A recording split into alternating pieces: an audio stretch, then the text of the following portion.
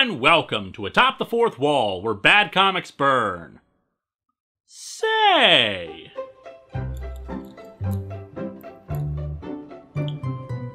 It's Miller time!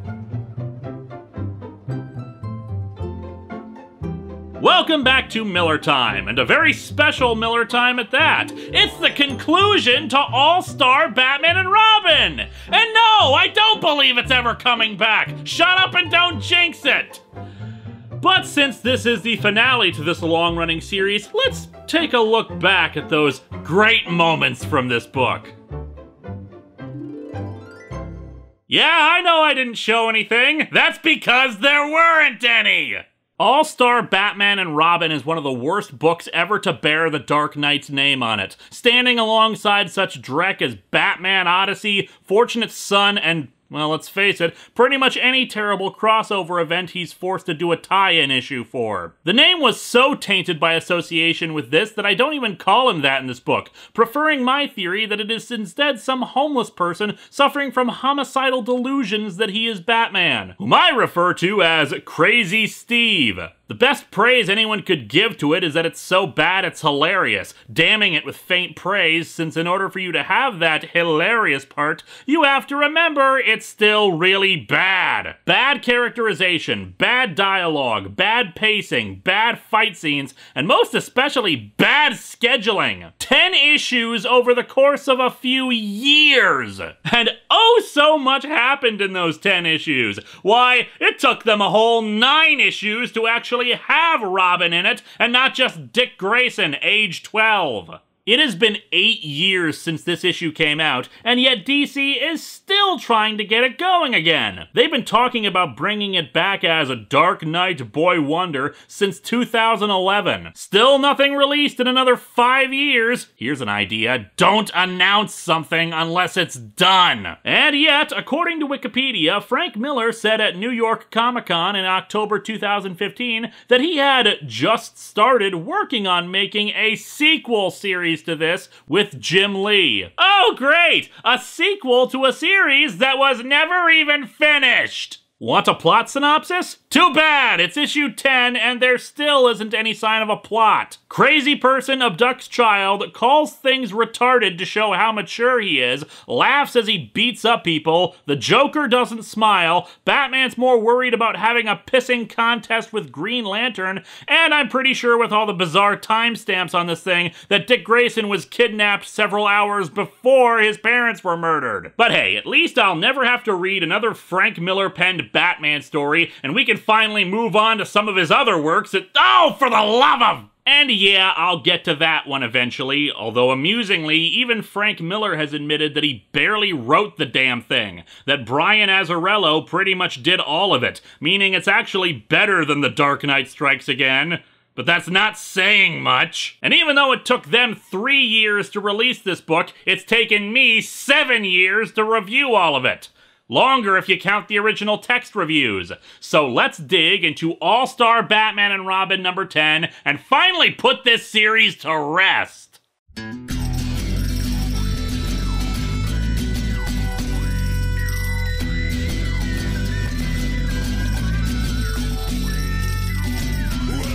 to Atop the Fourth Wall, where bad comics burn.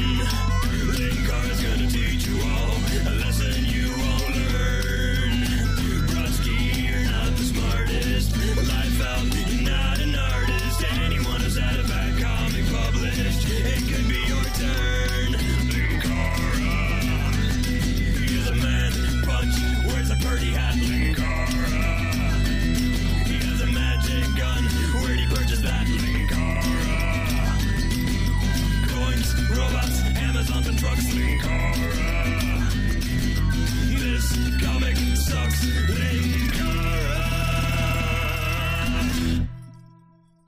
It's been 1 week since you looked at me, cocked your head to the side and said I'm angry. 5 days since you laughed at me, saying get that together, come back and see me. 3 days... Our cover is boring. Batman and Robin stare at us. I'll give it credit that in terms of coloring, it's exactly the way it should be. Batman obscured half in the shadows, while Robin is bright and colorful, but as a cover, it's just basically poster fodder. You could have put this cover on any of the other issues and it would have fit. Sure, he wasn't Robin for the first several, but that didn't stop him from appearing in some of the variants. And maybe this is actually an homage to another cover like the last issues turned out to be.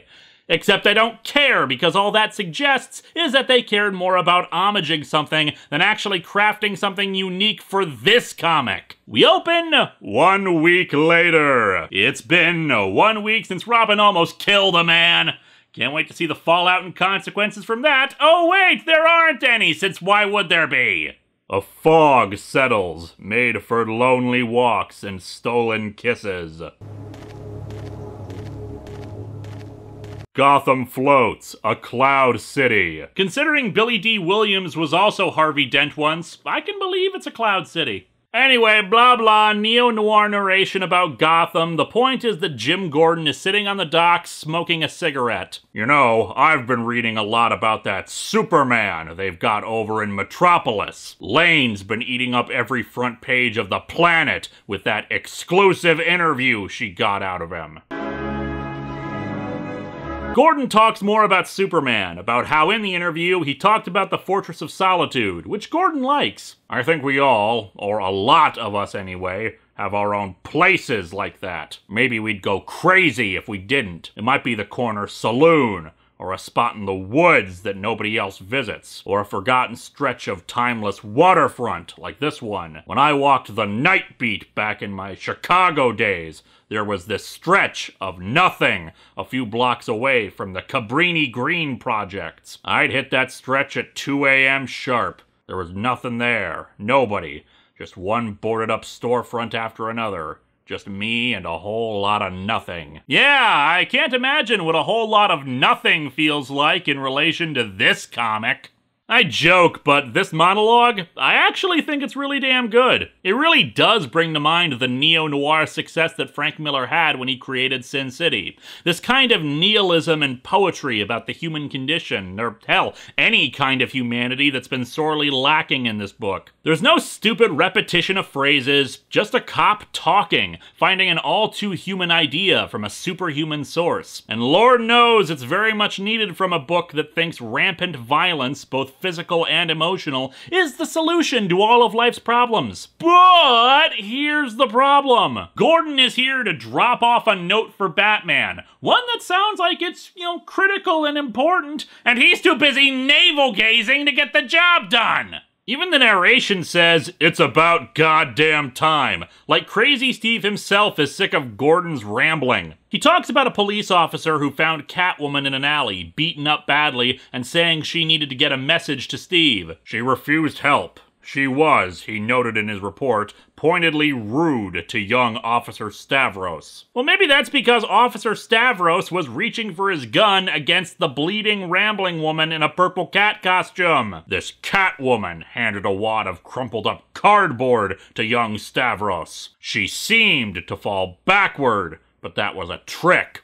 She'd slipped into the shadows, like another costumed nutcase I know makes a habit of doing. Yeah, but Batman usually waits for people to stop looking at him before he does that. Catwoman in this is apparently Shadowcat. Oh, never mind. The panel clearly shows a trail of blood leading into an open manhole. Stavros is just really bad at his job. I took Stavros's report and looked the piece of cardboard over. Corrugated, just as I suspected.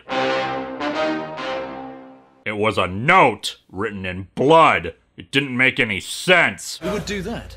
Someone who badly needed a pen? Just one lunatic in tights writing to another. Not worth my time or a nickel of taxpayer money. Not worth a damn to anybody. Anyway, thanks for listening, Fish. You're the only one who understands me.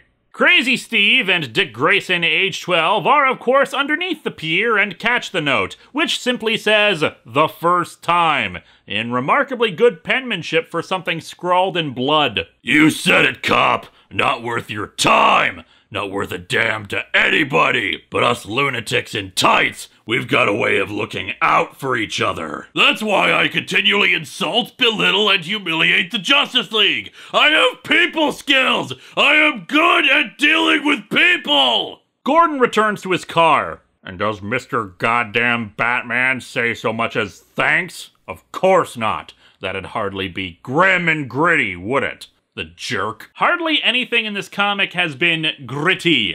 Grim, certainly, but only in the sense of, oh dear lord, he's serious, isn't he? Gordon's wife has been calling, but she's been drinking, and she hangs up on him when he asks about that. Barbara, dear Barbara, nothing's been the same since Sarah. Sweet Sarah. Aw, there's the repetitive, awful dialogue of Miller. I was worried someone else took over for this and was trying to do a better job than him. But I guess he fought whoever that was off so he could get back in his chair to continue. Next up is a splash page of Steve and Robin falling down a manhole, presumably the same one Catwoman went down, although Gordon never mentioned which alleyway she was found in. But I'm just wondering how wide this thing is, or why they felt the need to leap down, since I would assume there would be a ladder. Otherwise, what purpose does the manhole serve if it's not an entranceway to a part of the sewer? Take an airplane over Gotham at night, and she looks like diamonds against black velvet. A promise of love. A paradise. Okay, Frank, the buildings have filed a restraining order against you. Get a new fetish. Walk her streets, and you'll jump at her every shadow. Why? And every scurrying rat sounds like Satan's claws just behind you. Nah, that's just Chapel, whom the narrator thinks is Satan. And here, below, her street sounds surrender to wet silence and narrow deep cold. The smells take over. Old smells. Smells used and used again. Festering smells. The kind that carry the throat-deep taste of yesterday's vomit. That's because it's a sewer! Frank Miller, the man who tries desperately to make human bodily waste seem poetic and exciting. The next little paragraph, oh by the way, most comic writing guides recommend reducing the amount of words per panel, or splash page in this case, as much as possible. Things like that can be bent or broken by people who know what they're doing. Like Frank here, because heaven forbid we cut any of this. The next little paragraph is basically, my parents are dead, although thankfully lacking any references to touching his mother's breast. You know, people have tried to defend that line as being non-sexual, which, sorry, kind of hard to do that with the writer who explicitly put in his script for the first issue, make them drool. I'm shameless, let's go with an ass shot. Balloons from above, she's got one fine ass. Quite appropriate, considering Frank Miller himself is one fine ass. Oh, I'm sure the intent was not sexual, but Frank Miller is the guy who, even when he's trying to make a racist screed, can't help himself but sexualize women. He is the creepy pervert who walks around with mirrors on his shoes to try to look up women's skirts. The only reason he isn't the dog from Cho Dengeki Striker is because I'm pretty sure he's not a pedophile. This is the guy who gave an interview in Playboy magazine in 2014 where he pretty explicitly said that gender roles should be the way they were in the 1940s. Although I'm assuming he meant 1950s and not wartime when women took up the same jobs as guys, since he then directly said that men have a biological function to be protective of women, and then insulted the idea that a man and woman in a relationship be friends with one another. What's that? I've made my point? Well, obviously I haven't, because we are on issue 10 of this series, and people are still trying to defend it! But whatever, let's get back to the story. This one, a 12-year-old dynamo, dances like a pixie across a filthy room and makes a bullet of his fist and crushes a good man's trachea like it's a stalk of celery. He crushes it, crushes it, crushes it, almost killing that good man. Ah yes, a good man. You've always felt that Hal Jordan was a good man. Say, how did you describe him in issue 8 again? Not that moron! I've got a retarded demigod to take care of. He's just a clown with more power than he knows what to do with. What an idiot! He's worse than Kent! Truly, Steve has nothing but respect and admiration for this good man. Wet sounds, marrow deep cold, used smells. They're all wiped out with a road and a shudder and a blast of soot and dirt and coughed up coal dust that lets you know how old-time miners felt in their last choking, dizzying, living instant. Here, that's interesting. Of course, it's gibberish, but it's interesting nonetheless. The air crackles and sparks, and 50-year-old metal screams as a juggernaut they call a local reminds the rats and worms and beetles and termites that our invasion never ends. Buy war bonds today to support our efforts against rodents, insects, and all other associated creatures. They also hitch a ride on top of a subway train, which I guess is directly connected to the sewers? What? Gotham's architecture confuses me. The next page is another splash page where they find Catwoman. By the way, it's a splash page after two two-page spreads and another splash page. It's been said that the holdup for new issues was not Frank's fault, but rather Jim Lee's, which, fair enough, art takes time, but apparently his shortcut to getting the book out in a timely fashion is to just make more and more splashes and spreads.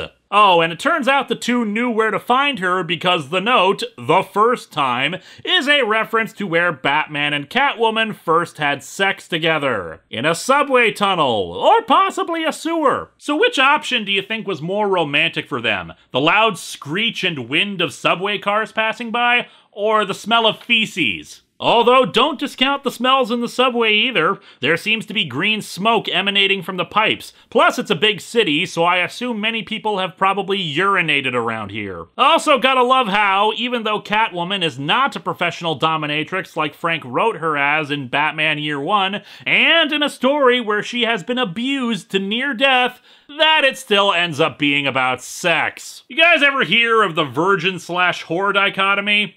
I'm pretty sure with Frank Miller, it's only the latter. Oh, and by the way, it is at this point in issue 10, with Crazy Steve cradling Catwoman in his arms and talking about how much he loves her and wants to keep her safe, ignoring that like 2 weeks ago he had sex with Black Canary in the rain, and that she'll be okay, and Dick Grayson, age 12, signaling Alfred for a helicopter to pick them up, that we say farewell to these two. Yeah, I'm not even kidding. The rest of the comic does not feature them. So this is the last we shall see of the psychopathic hobo who stole Batman's outfit and the traumatized youth of indeterminate age. Farewell, people who kinda sorta resembled heroes if you squinted at them enough. I hope you both get the help you so desperately need. Hey, you little...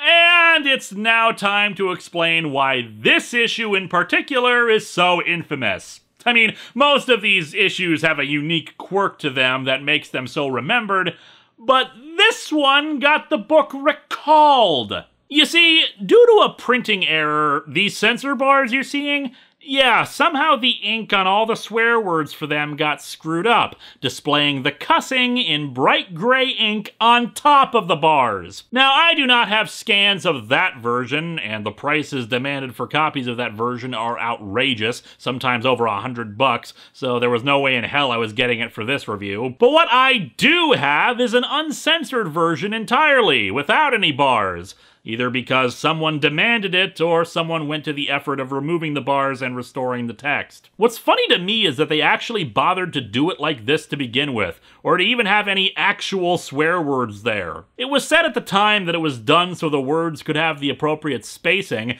but they intended to cover them up anyway, so why even do that? Or hell, just make substitute words. The poor letterer had to bother to put it all in there for nothing but what I presume is supposed to be a gag, since while they understandably didn't want to have the C word in a Batman comic intended for a general audience, yeah, seriously, but they also cover up ass and asshole, even though both have been used already in the damn book. Oh, and this takes place less than an hour ago. Now, you might be thinking, well, that's the first time the timestamp actually makes sense, since obviously Gordon's wife was calling him about Barbara.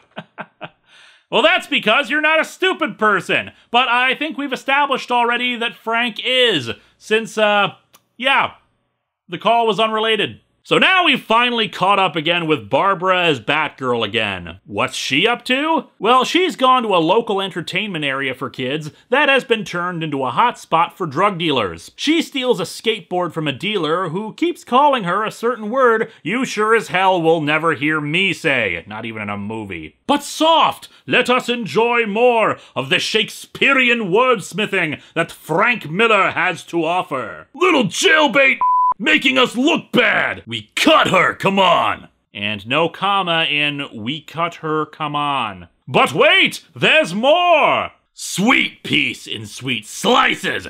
Tasty sliced booty, the little Are these two cannibals? What the hell is with that sentence even? Sweet piece in sweet slices, tasty sliced booty, the little You need to put each and every one of these words in their correct order. So yeah, she knocks out some drug dealers and for some reason a crowd starts attacking the drug dealers too? But enough of that scene, over to Black Canary, where she gives a lengthy friggin' monologue in narrative captions about walking into a bar or warehouse or something full of pimps and loan sharks and possibly human traffickers. She suddenly gets into that later on, but it just goes on and on, beating them all up, stealing all their money, and then setting fire to the place so they'll all burn to death. Oh, and for some reason, Frank decided to inform us that it was 7 minutes between her setting the place ablaze and her getting on a motorcycle and onto a conveniently placed ramp. John Freeman ramped off the building and did a backflip and landed. And what a coinkydink!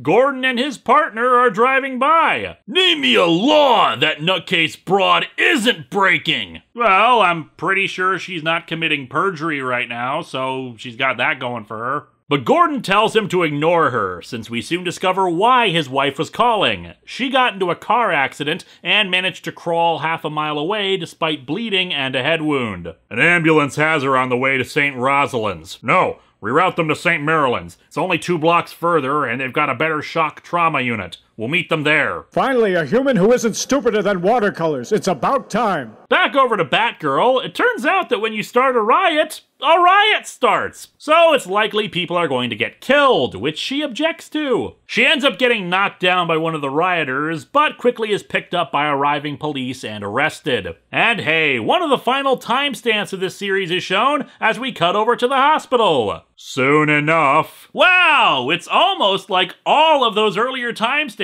were completely unnecessary and could have just had vague indicators of the passage of time if you really needed them at all. Which you didn't.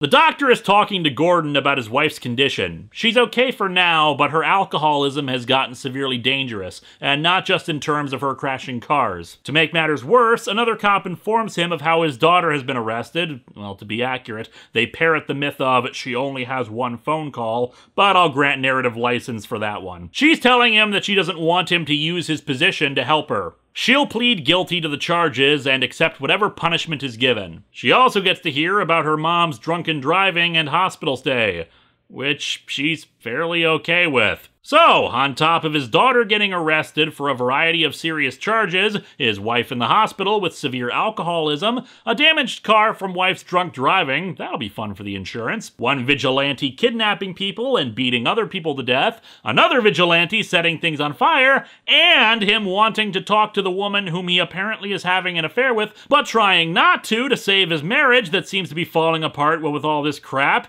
It seems like this is the night that the universe decided that Jim Gordon needed to be screwed over. Well, in our defense, you're overly cheery and we were bored. And so our comic ends with Barbara telling Gordon to call Sarah, that it should help, and he does so. The narration actually subtly, I know, right? Actual subtlety, I was as surprised as you. Calling back to the beginning about needing a place where one can get away from all the noise and problems for a little while. All-Star Batman and Robin ends with a scene that is actually okay, and bringing to mind actual drama and humanity. The only downside is that it's about a man who wants to cheat on his wife, so it's not all great, but I'll take the victories where I can get them, because this comic sucks, and this entire series has sucked!